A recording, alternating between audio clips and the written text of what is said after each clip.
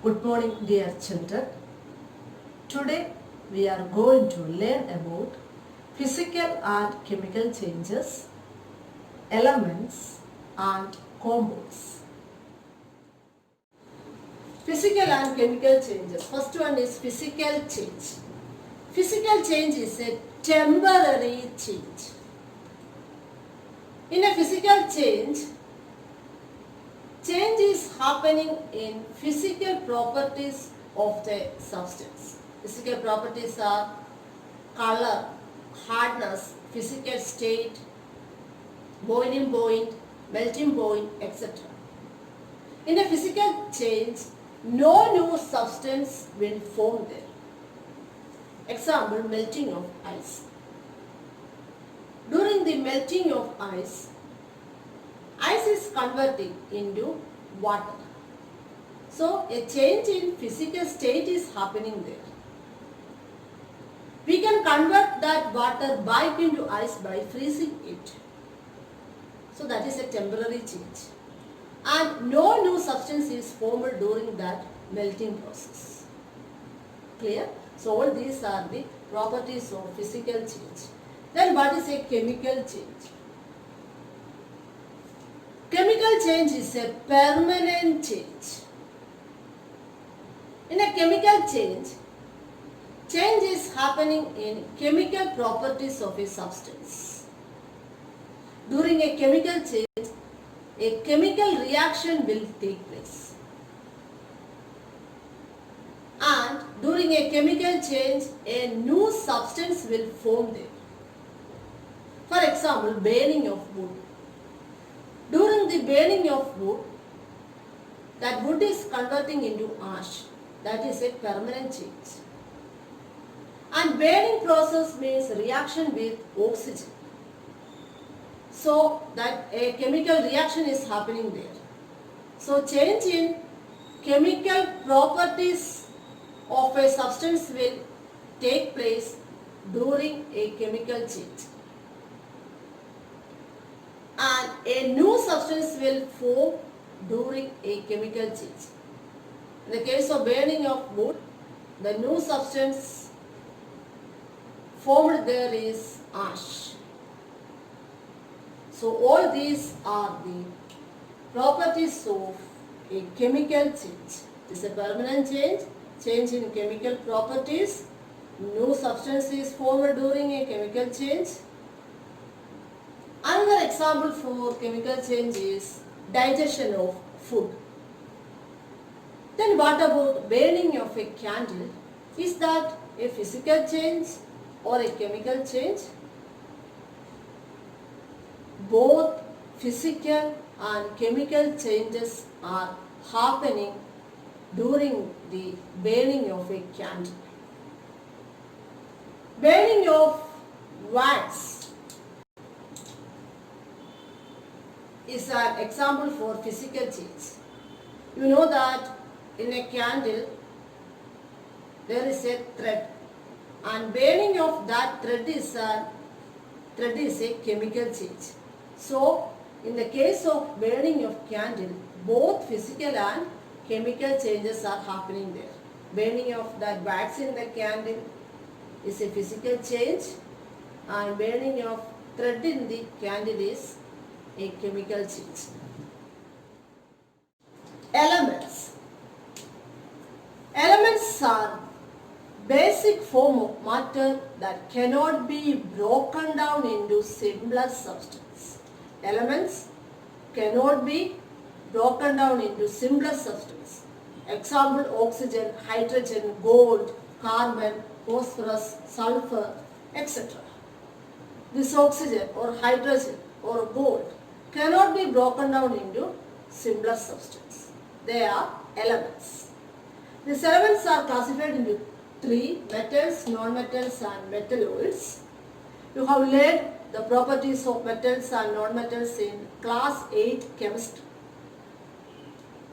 Metals are sonorous, that is the first property. Sonorous means they make a ringing sound when hit. They are lustrous, that means it can shine. Metals are malleable, they can be beaten into thin sheets. Metals are ductile. They can be drawn into thin wires, copper wires. Another property is metals can conduct heat and electricity. Examples for metals are iron, copper, gold, silver, etc. Then what are the properties of non-metals? Non-metals are not sonorous, lustrous or malleable. They do not conduct heat and electricity. Example, carbon, hydrogen, oxygen, etc. Some elements have intermediate properties between those of metals and non-metals. They are called metalloids. Examples are boron, silicon, germanium, etc. Next is compounds. Two or more elements combine together in a fixed ratio to form compounds.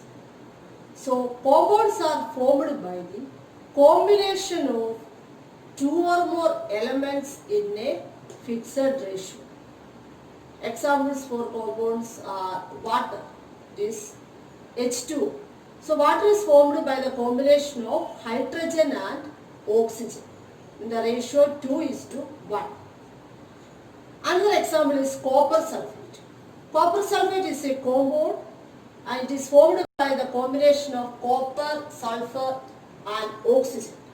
Another example is potassium permanganate. It is formed by the combination of potassium, manganese and oxygen. Another example is carbon dioxide. Clear? Let us see an activity. Take some iron fillings and sulfur powder. Iron is silvery grey in color and sulfur is yellow in color. When we mix iron and sulfur powder, we will get mixture of iron and sulfur powder, and that mixture is a heterogeneous mixture. Then take some iron and sulfur powder and heat it. What will happen? Iron reacts with sulfur to form a compound named iron sulfide, FeS. FeS is iron sulfide, which is black in color. Then bring a magnet towards the mixture of iron and sulfur powder. What will happen? You know that iron is a metal. So, those iron particles present in this mixture will attract towards the magnet. What will happen if we bring a magnet towards iron sulfide compound? When iron combines with sulfur to form a compound iron sulfide, that iron sulfide will not show the properties of iron or sulfur.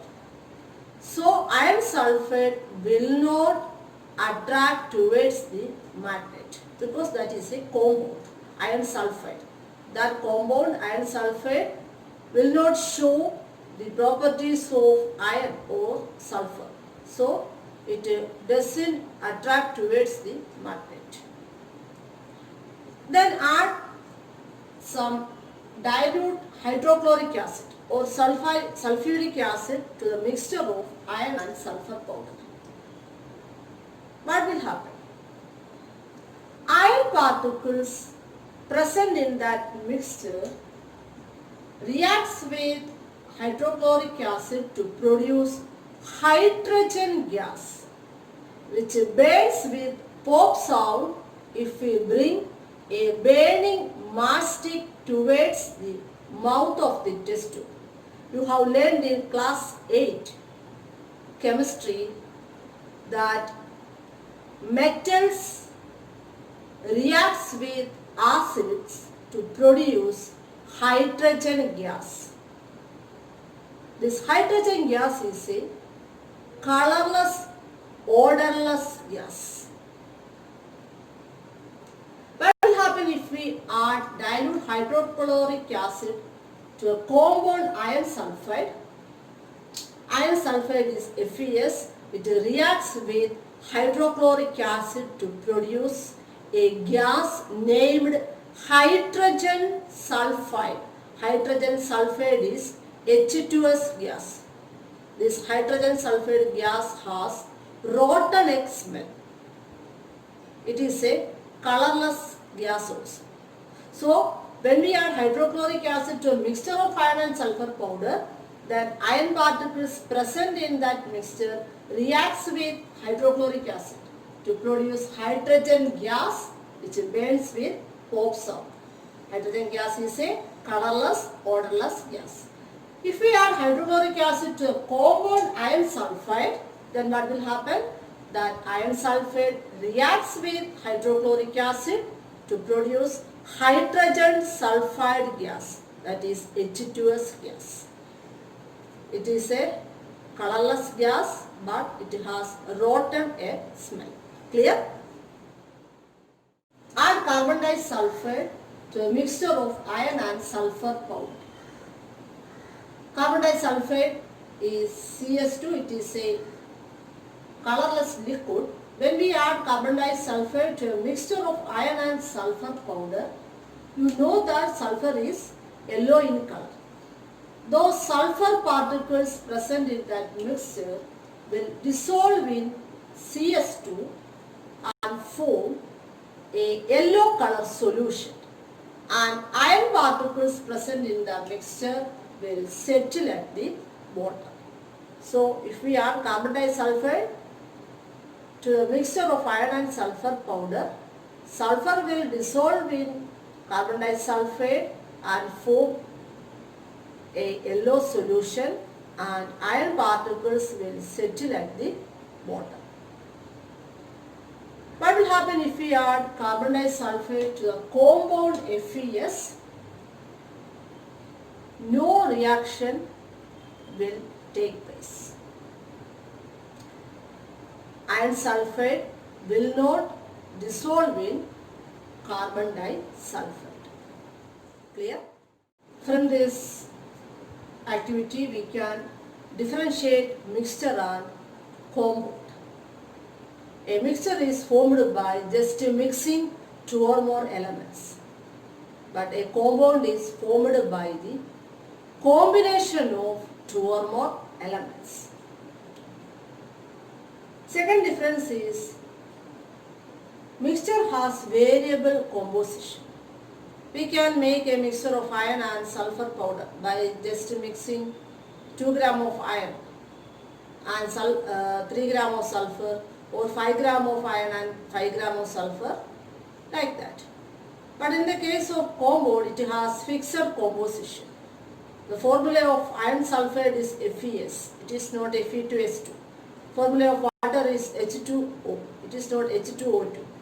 In the case of water, hydrogen combines with oxygen to form water. In the ratio 2:1. Okay. So, compounds have fixed composition. Another difference is mixture shows the properties of constituent substance, but compounds has totally different properties. Compounds do not show the properties of individual elements. In the case of iron sulfide, that iron sulfide will not show the property of iron or sulfur. Another difference is mixtures can be separated by physical methods, but compounds cannot be separated by any kind of physical methods. It can be separated only by chemical or electrochemical reactions. So all these are the differences between mixtures and compounds. Clear? We have completed this chapter, Is Matter Around Us Pure? Hope that you have understood. You should revise what we have learned today and our previous class topics also. Thank you.